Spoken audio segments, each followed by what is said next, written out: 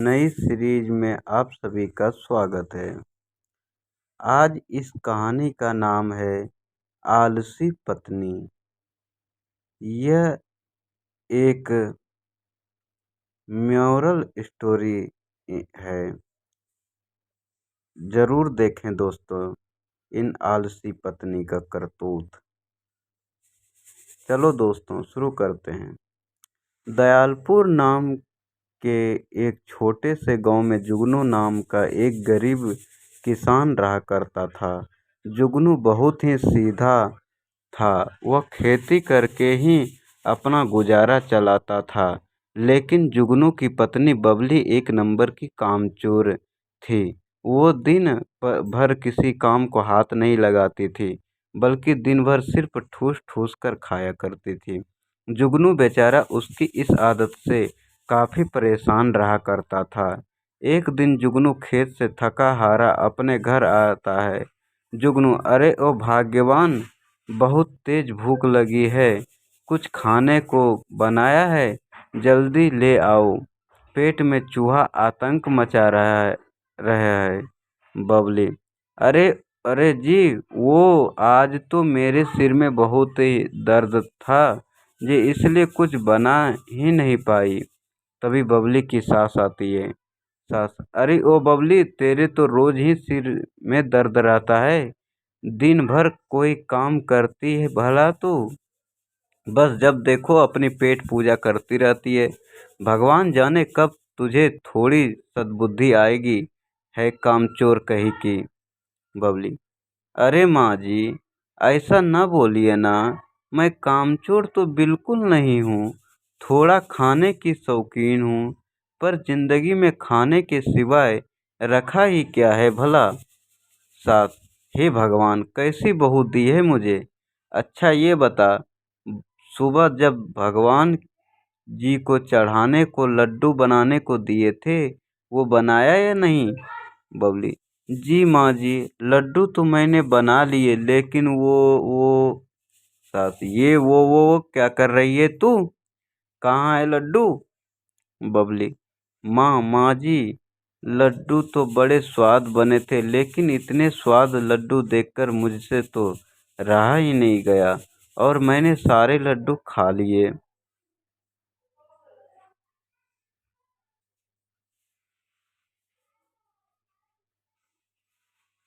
बबली फिर हंसने लगती है। सास, हे भगवान, ये तूने क्या किया? सारे के सारे लड्डू खा गई तू। हे भगवान, क्या करूं मैं इस भुक्खड़ बहू का। जुगनू, अरे चुप करो, तुम दोनों मेरे दिमाग का दही बना दिया। अगली सुबह बबली आराम से अपने कमरे में खर्राटे मारकर सो रही होती है। तभी उसकी सास कमरे में आती है। सास, न जाने कब तक सोती रहेगी तू। बहू उठ जा। अरे कहती हूँ उठ जा। अपनी सास के कई बार उठाने पर भी बबली उठती नहीं। सास, लगता है ये ऐसे नहीं उठेगी। हाँ, तभी कुछ करती हूँ। तभी वह एक लोटा में पानी लेकर आती है और बबली के ऊपर डाल देती है। पानी डालते ही बबली एकदम उड़ जाती है। बबली, ये क्या किया आपने माँ जी? इतना अच्छा सपना देख रही थी। हाय हाय, कितनी सारी रबड़ी थी। सास, बस बस बबली, तुझे तो सपने में भी खाने के अलावा कुछ नहीं सूझता। कभी कोई काम भी कर लिया कर। जा जाकर बाजार से टमाटर लेकर आ।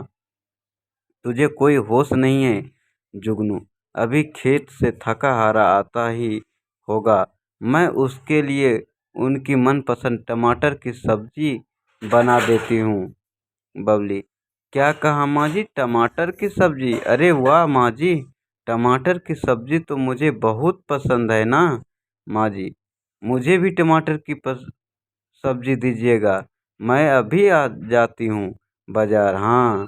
सास, हाँ ठीक है, लेकिन ज़रा जल्दी आना, ये ले पैसे।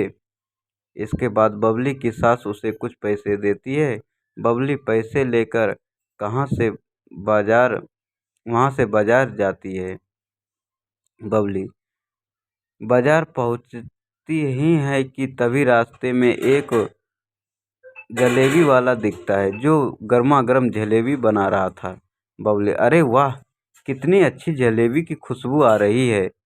आय हाय, मुझे तो बिल्कुल भी नहीं रुका जा रहा। कितनी अच्छी खुशबू है। अरे ओ जलेबी वाले भैया, जरा एक प्लेट जलेबी तो देना, खुशबू बड़ी अच्छी आ रही है।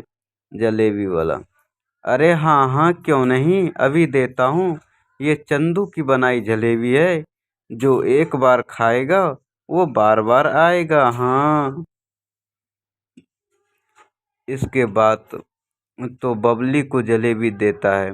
बबली जल्दी जल्दी जलेबी खाने लगती है। बबली, अरे वाह वाह, कितनी स्वादिष्ट जलेबी है भाई, बड़े मज़े की जलेबी है। अरे भाई, एक प्लेट और लगा दो। देखते ही देखते बबली जलेबी वाले की सारी जलेबियाँ खाने लगती है। जलेबी वाला, अरे बस भी कर दे मोटी, अब क्या मेरी सारी की सारी जलेबी खा जाएगी। इस मोती को देखकर तो ऐसा लगता है मानो सदियों से भूखी हो। बबली, अरे भाई, वाह वाह, बड़े ही मज़े थी तुम्हारी सारी जलेबियाँ। वाह वाह।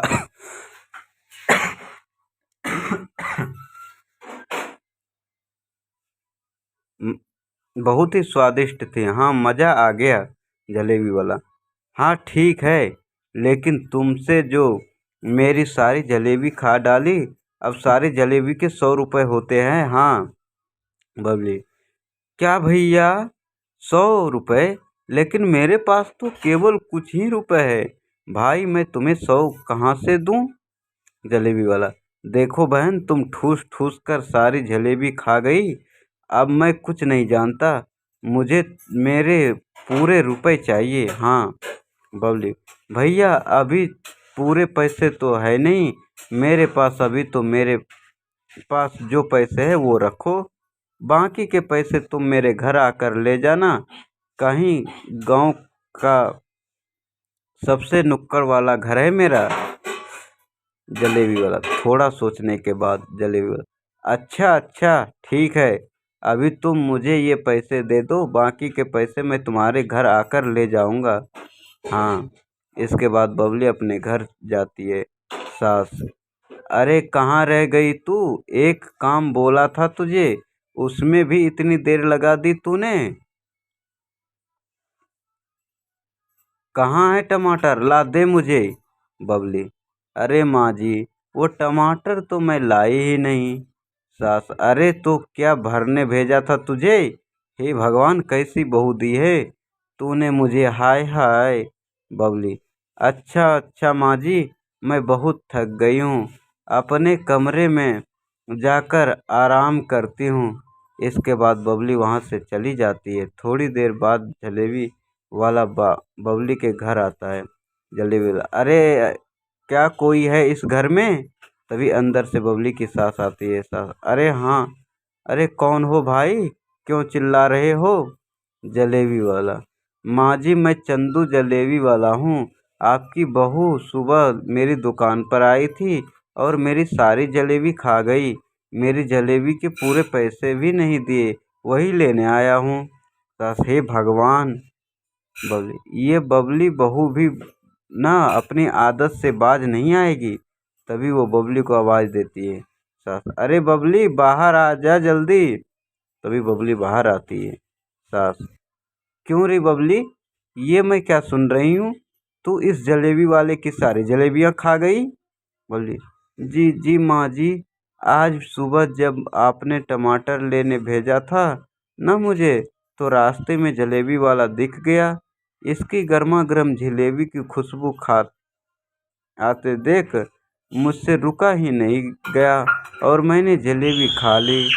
अब माँ जी, मैं खाने की तो शौकीन हूँ, आप तो जानती ही है।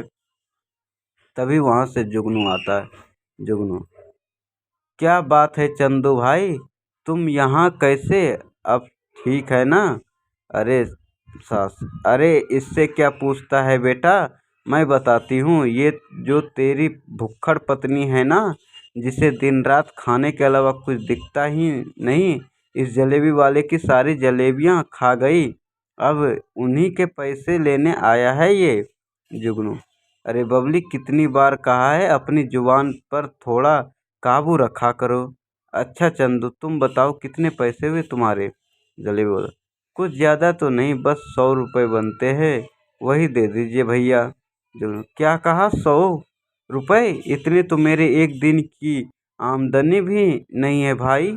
जलेबी वाला, देखो जुगनू भाई, अब वो सब मैं नहीं जानता, मेरी जलेबी के इतने ही पैसे बनते हैं। हाँ जुगनू, अच्छा अच्छा ठीक है भाई, देता हूँ। तभी वो अपने कुर्ते की जेब से उसे 100 रुपये देता है। इसके बाद वो जलेबी वाला वहाँ से चुपचाप चला जाता है।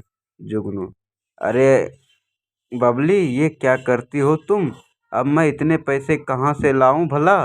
बबली, मुझे माफ़ कर दीजिए जी, अब मैं क्या करूं, आप तो जानते ही हैं ना मैं खाने की कितनी शौकीन हूँ। सास, हाँ हाँ, ये तो हम सब जानते हैं।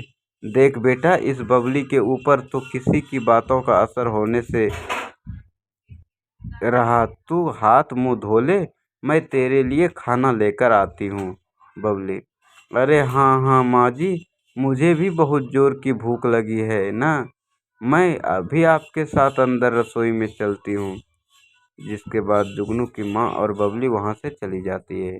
जुगनू, बबली के दिन प्रतिदिन ज़्यादा खाने की आदत तो बढ़ती ही जा रही है। हे भगवान, कुछ तो अकल दो बबली को, अब मुझे ही कुछ करना होगा। तभी थोड़ी देर बाद जुगनू गांव के एक बाबा के पास जाता है, जो इन सभी बीमारियों का इलाज अपने बनाई जड़ी बूटी से किया करते थे। जुगनू, बाबा मेरी सहायता कीजिए, मैं बड़ी उम्मीद लेकर आपके पास आया हूँ। बाबा, क्या बात है बच्चे, बताओ हमें, मैं तेरी ज़रूर मदद करूँगा। तभी जुगनू बाबा को सारी बात बताता है। बाबा ने जुगनू के कान में फुसफुसाकर कुछ कहा। उसके बाद, ये दोनों पुड़िया ले जाओ और जैसे बताया है ना ठीक वैसे ही इस्तेमाल में लाना, तुम्हारी समस्या का यही हल है। जुगनू, ठीक है बाबा, आप मुझे यह जड़ी बूटी दे दीजिए। इसके बाद बाबा उसे वो जड़ी बूटी दे देता है। उधर बबली के घर उसकी पड़ोसन रीना आती है। बबली, क्या कहा रीना भाभी, सरपंच सरपंची के यहाँ दावत? आय हाय, क्या सच बोल रही है? मैं तो ज़रूर जाऊंगी। हाँ, वहाँ तो बहुत अच्छा अच्छा खाने को मिलेगा ना। अरे वाह वाह, मेरे तो मुंह में अभी से पानी आ गया है। हाँ रीना, अरे हाँ हाँ बबली, आज सरपंचनी के यहाँ पूरे गांव को दावत में बुलाया है, मज़ेदार भोजन खाने को मिलेगा, तुम भी चलना। तभी दोनों सरपंच जी के यहाँ जाती है, जहाँ पूरा गांव पहले से ही मौजूद था। सभी गांव वाले बबली को देखते ही हंसने लगते हैं। आदमी, अरे देखो देखो भाई, आ गई जुगनू की पेटू पत्नी, अब देखना सारा भोजन कैसे चट कर जाती है। सरपंच, आप सभी गांव वालों का मेरी दावत में स्वागत है। भाई, आज मेरी दावत के साथ साथ यहाँ एक प्रतियोगिता भी होगी। जो भी मेरा भोजन अंत कर तक खाएगा उसे इनाम में 10,000 रुपये का इनाम दिया जाएगा, समझे। यह बात सुनकर पूरे गांव वाले हैरान हो जाते हैं। बबली, अरे वाह वाह वाह, ये तो बहुत ही अच्छी बात है, अब तो मैं सारा खाना खा जाऊंगी।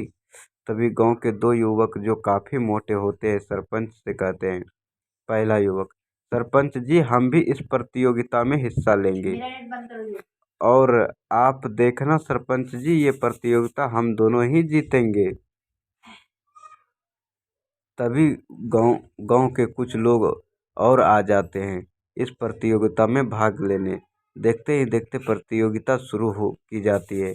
इस तरह तरह के पकवान सभी लोगों के सामने रख दिए जाते हैं। बबली, अरे वाह वाह, कितने सारे पकवान हैं, आज तो बहुत मज़ा आने वाला है। हाँ हाँ। तभी देखते ही देखते बाकी सब गांव वाले भोजन खाना शुरू करते हैं।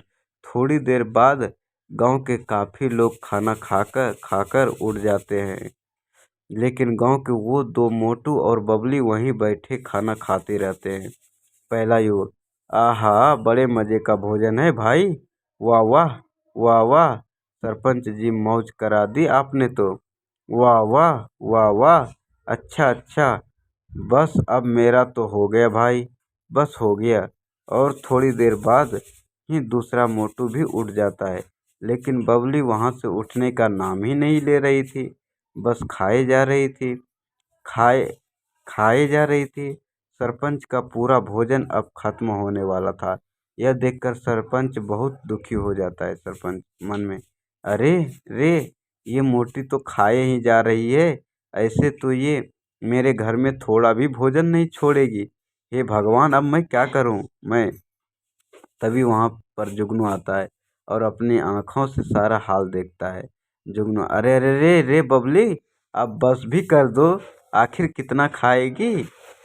बबली, खाने भी दीजिए ना, खाना बहुत स्वादिष्ट है, मेरा तो मन नहीं भर रहा है जी। जुगनू मन में, लगता है बबली को बाबा की दी जड़ी बूटी खिलानी ही होगी। तभी जुगनू सरपंच की रसोई में जाता है और देखता है वहाँ बहुत सारे पेड़े रखे हुए। वो उन्हीं में वही जड़ी बूटी मिला देते हैं और उन पेड़ों को लेकर बबली के पास जाता है। जुगनू, यह देखो बबली, ये पेड़े भी खा लो, खाओ खाओ।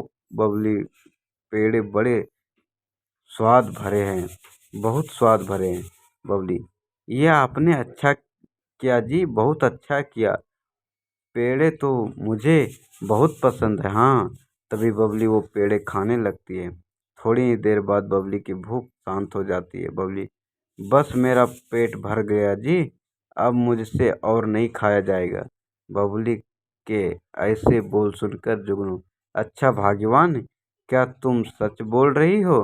जुगनू ने, लगता है बाबा की जड़ी बूटी ने बबली पर अपना असर दिखा दिया है। बबली कि ऐसी बातें सुनकर सभी गांव वाले भी खुश हो जाते हैं। सरपंच, अरे जुगनू, तुम्हारा बहुत बहुत धन्यवाद। अगर तुम ये पेड़े लेकर नहीं आते तो तुम्हारी पत्नी तो मेरे घर का सारा राशन ही खा जाती भाई। आज तो तुमने बचा लिया भाई। बाकी आज ये प्रतियोगिता तुम्हारी पत्नी ने जीती है, तो इनाम भी तुमको ही मिलेगा भाई। तभी सरपंच जुगनू को बबली द्वारा जीती गई प्रतियोगिता के पैसे देता है, जिससे बबली और जुगनू दोनों बहुत खुश हो जाते हैं। बबली, देखा आपने जी, मेरा ज़्यादा खाने की वजह से ये इनाम में इतने सारे पैसे जीते हैं मैंने, देखा ना आपने।